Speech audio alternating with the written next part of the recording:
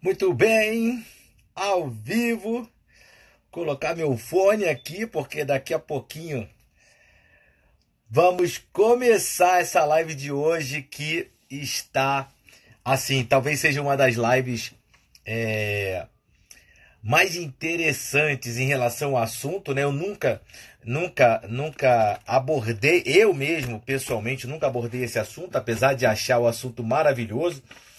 E, e ter a oportunidade, a grande oportunidade de estar hoje com uma grande coach, minha amiga Cândida Quadrelli, que é especialista nisso, né, e vai trazer pra gente muita novidade sobre a síndrome do impostor.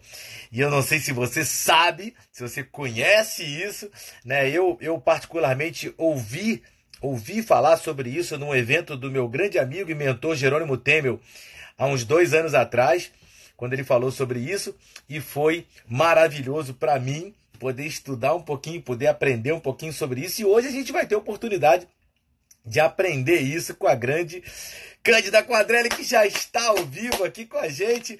Já vou começar aqui já convidando a Cândida para vir ao vivo aqui com a gente, para poder passar para a gente o que, que é isso, o que, que é essa síndrome do impostor, né? O que que ela pode estar fazendo na nossa vida, né? E a Cândida preparou, inclusive, uma ferramenta para aplicar aqui com a gente, tá bom? Então, olha só, vou já convidar a Cândida aqui, ela possa começar essa grande live com a gente nessa noite, que eu tenho certeza que vai ser maravilhosa.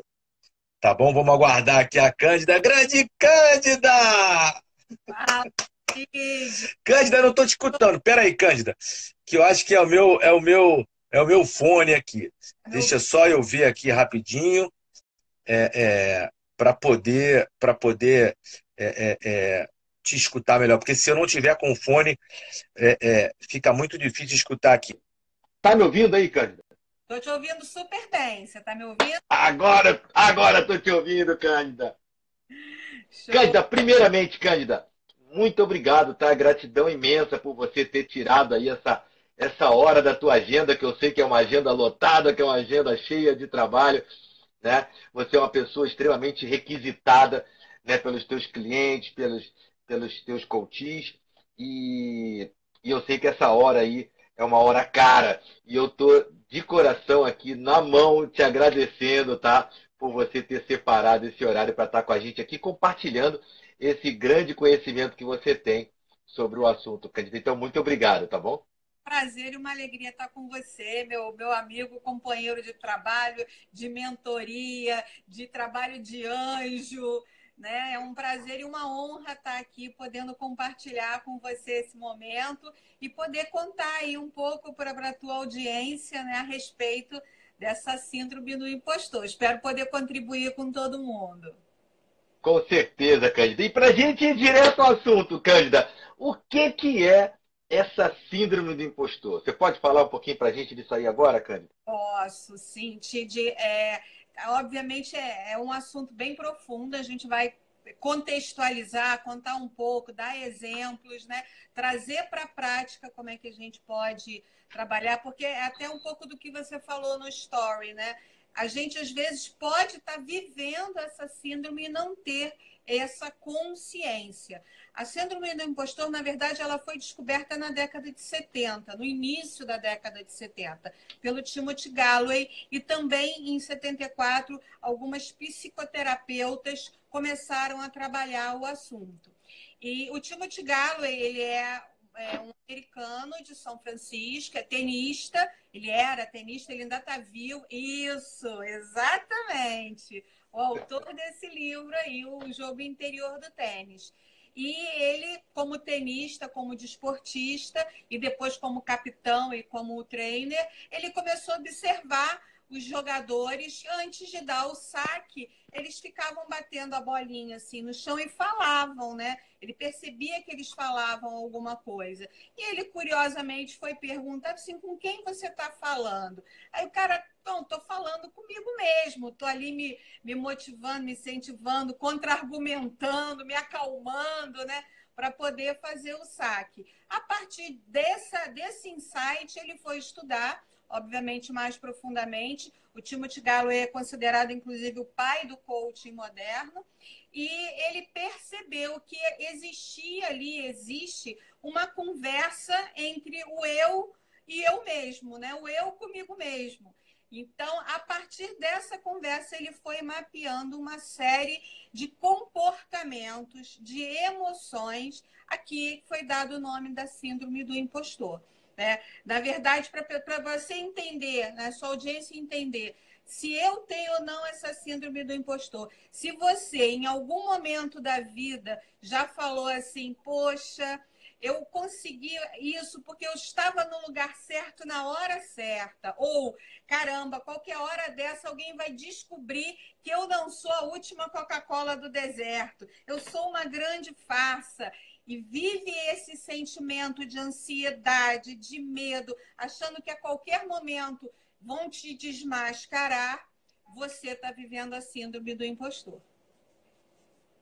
Ou seja, a pessoa que fica com aquela ansiedade, com aquele medo de não ter a clareza e a certeza de que ela realmente é competente para fazer o que ela faz, né? Ela pode estar passando por esse problema, né, Cândida? Ou seja, de achar que ela não é competente, de que ela não tem capacidade para ter os resultados que ela tem. Quando E aí você... ela muitas vezes atribui isso à sorte, ela fica atribuindo isso não fui eu não, foi porque eu tive sorte, foi porque as pessoas me ajudaram, né? Exatamente. Você começa a nutrir sentimentos indesejáveis a respeito do seu próprio sucesso. Né? Você enfraquece a sua autoestima. Você acaba comprometendo por conta disso os seus resultados pessoais, né? Porque lembrando, já que você falou do Jerônimo, o mundo que eu vejo eu crio, né? Então, Exato. eu não sou tão bom assim, eu começo a prejudicar o meu potencial. Acabo diminuindo todos os recursos que poderiam ser potencializados para eu ter um resultado melhor. Então, o primeiro momento para você identificar é perceber essas sensações, essas informações que vêm à sua mente. Então, aí você já caracteriza a síndrome do impostor. Interessante, né, Cândida? Cândida, esse medo, né? Essa ansiedade, essa pressão que a pessoa que pode sentir, é como se ela fosse uma farsa, né? Como se ela fosse uma fraude. Ela imaginar que, como você falou, a qualquer momento alguém pode descobrir que eu não sou essa Coca-Cola, como você falou, não sou isso tudo, né? Então, se ela vive com esse pensamento constante, ou de vez em quando, né, na vida dela, ela fica preocupada com isso, pode já significar que ela tem essa síndrome. Exatamente. Ela causa uma certa desordem psicológica na mente da pessoa, na verdade, né? Porque ela fica na ansiedade, principalmente profissionalmente, né? Isso se aplica muito no sucesso profissional. Ela acha que a qualquer momento ela pode ser substituída por uma pessoa melhor. Vão descobrir que ela de fato não é tão boa, né? Então ela está ali por sorte, porque estava no momento certo, porque naquele momento não tinha ninguém tão melhor. E aí, a qualquer momento, esse quadro pode mudar. Então, vai gerando todo um processo de ansiedade e medo o tempo inteiro, né? E joga mais adrenalina, e isso com certeza vai contaminando a sua saúde também. A pessoa vai se percebendo assim mais doente, né? A coisa boa de quem tem a síndrome do impostor, porque sempre a gente tem algo de bom, né? Na vida, como a gente já aprendeu, ou a gente ganha ou a gente aprende, a gente nunca perde, né? O aprendizado que a gente pode tirar de cara é quem está passando por essa síndrome, quem se percebe nessa síndrome, é porque efetivamente chegou a algum lugar. Já obteve sucesso em alguma coisa. Porque a pessoa que não obtém sucesso em nada, profissionalmente, principalmente, ela não vai sentir esse medo, né, de ser desmascarada, porque ela não realizou nada. Então, aí já fica Interessante. demonstrado que a pessoa sim atingiu um resultado e uma performance que a diferenciou do outro. Então, é importante olhar para esse ponto. Legal, Cândida. Isso é interessante, né, o que você falou. pessoal, vai anotando o que a Cândida tá falando aí, ó. São detalhezinhos. Essa dica que ela falou aí, ou você ganha ou você aprende, né? Você tem que estar sempre olhando para o lado bom da coisa. Você tem que aprender, mesmo na derrota, mesmo nos problemas, mesmo nas horas difíceis. Se você parar um pouquinho para pensar, você vai tirar alguma coisa boa. E é o que ela falou, essa síndrome, ela, se você acha que você tem, ou se você pensa muito nisso, já é um bom sinal de que você está conquistando coisas na sua vida. Você tem uma posição, você tem um cargo, você tem um destaque em algum lugar. Isso é porque você fez alguma coisa, porque você conquistou alguma coisa, né? Então, esse é o ganha, esse é o aprendizado. E, Cândida, me fala uma coisa. Já que isso tem a ver com essa parte de você achar que você é uma fraude, descobrir que você... A pessoa ficar com esse medo, né, de ser substituída, de ser avaliada, né, e na hora da avaliação descobrirem que eu não sou tão bom assim, isso pode ter algum relacionamento com crença de merecimento, com crença de identidade? Como é que você vê isso? Sem querer mudar de assunto, mas tem como fazer esse paralelo? Quando você mapeia esse self 1, esse self 2, e aí eu vou dizer um pouquinho como é que você, em situações mais específicas, como é que você percebe, né? Tipo assim, o teste, realmente você tem essa síndrome através de comportamentos específicos. Vocês vão perceber que isso tem muito a ver com o processo de autossabotagem e com o processo das certezas que a gente adquiriu na vida da gente, né? Que são as crenças que você está falando. A gente tem várias certezas na nossa vida, né? Desde que se eu não trabalhar muito e duro, eu não vou conquistar nada, né? Que eu não mereço, principalmente eu não mereço estar nesse lugar, porque quando eu tenho medo, ansiedade que alguém melhor possa vir para esse lugar, significa que eu não assumi aquilo como um merecimento. Né? Eu tenho uma crença de desvalor. Né? Já que de achar que... a gente tem a Renata Castro, que é uma grande fera em crenças, né? Eu fiz uma especialização com ela e dentro das crenças centrais a gente tem a crença de desvalor, que vem lá da raiz, lá da nossa infância, e essa crença de desvalor com certeza ajuda a construir, né, essa síndrome do impostor. Legal. E no caso de você falou de sabotadores, né? O sabotador que você acha que poderia estar mais relacionado a isso, você sabe? Você pode falar para gente? Então, cada movimento, Tid, por exemplo, uma das maneiras da gente identificar essa síndrome do impostor tem a ver com uma característica workaholic. Né? A pessoa que é workaholic trabalha insanamente, né? Isso tem a ver com hiperrealizador.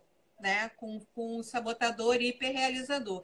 Então, ela tem uma necessidade de se esforçar muito.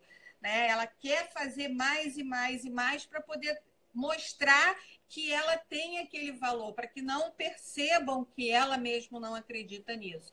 Então, quando a gente tem essa crença, na verdade, de que eu tenho que trabalhar muito, o tempo inteiro eu estou em produção, em realização, fazendo coisas incessantemente, já demonstra ali uma ação do hiperrealizador, né? Tratando da minha questão workaholic. E isso, inclusive, essa obsessão por detalhes, às vezes, dentro do trabalho, já traz aquele outro sabotador insistente, né? Insistente. E leva tanto para o trabalhar demais, quanto, às vezes, para o procrastinar. Deixar para fazer em cima da hora. E aí aquela velha desculpa que não sei se você que está aqui me ouvindo usa, eu gosto de trabalhar sob pressão, eu produzo melhor quando eu trabalho... Melhor quando eu sou pressionada. Isso é uma desculpa do teu self 2, do teu self 1, né, que é esse que atua nessa conversa, dizendo para você assim, eu tenho que dizer que eu trabalho melhor sob pressão, porque eu deixo tudo para cima da hora. Se não ficar tão bom, é porque eu fiz em cima da hora, porque eu não tive tempo. Então, é para você, não é para dar desculpa para o outro, é para dar desculpa para você mesmo, né? Então, aí, só nessa questão do ou trabalhar muito como workaholic ou ficar procrastinando, já aparecem aí o hiperrealizador e o insistente.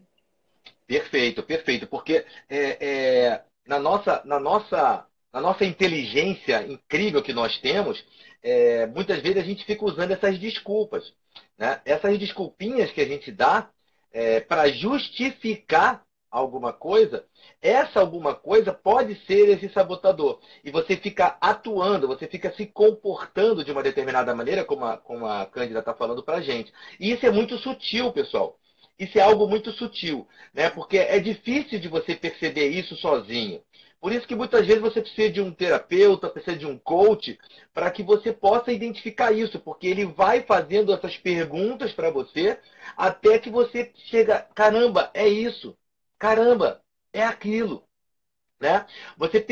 Não sei se você percebeu, né? Você que está assistindo a gente agora ao vivo ou vai assistir depois aqui no Instagram ou depois no YouTube também, é interessante que você perceba isso. Fala assim, caramba, eu deixo tudo para cima da hora e fico falando que eu trabalho melhor sob pressão.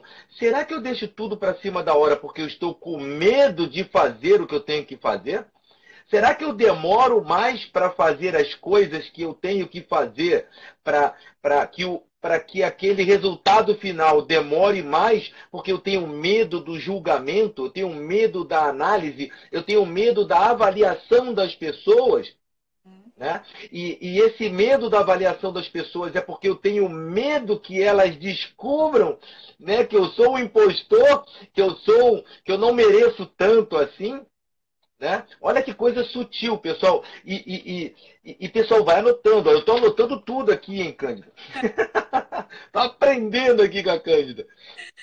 Então, um outro comportamento, né? Porque sempre lembrando, os nossos comportamentos, eles refletem uma emoção que veio anteriormente de um pensamento.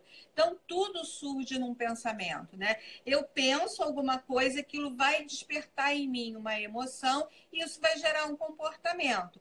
Quando eu tenho consciência, quando eu estou presente, aí no final, quando eu falar da ferramenta que nos ajuda a ter mais clareza sobre isso, quando eu começo a ter consciência disso, da mudança que eu vou fazer, eu já faço a mudança no pensamento antes dele virar uma emoção, né? E aí vai influenciar no meu comportamento. Então, pessoas que têm um comportamento muito discreto, aquelas pessoas que gostam de uma descrição absoluta, não gostam de fazer muitas aparições.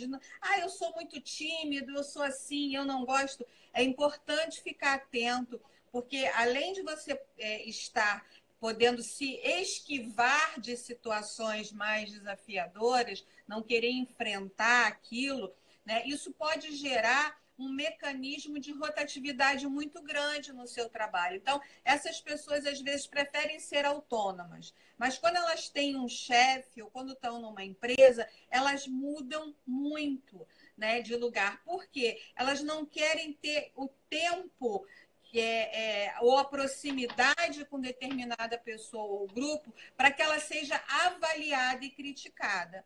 Então, ela se esquiva desse processo de avaliação e de crítica, porque achando que a pessoa que vai chegar perto de mim, né, vai perceber que eu não sou tão boa, e com isso ela acaba fazendo essa rotatividade. Isso em relação a pessoas, relacionamento, por exemplo, tirando um pouco do lado profissional, tem a história que a Renata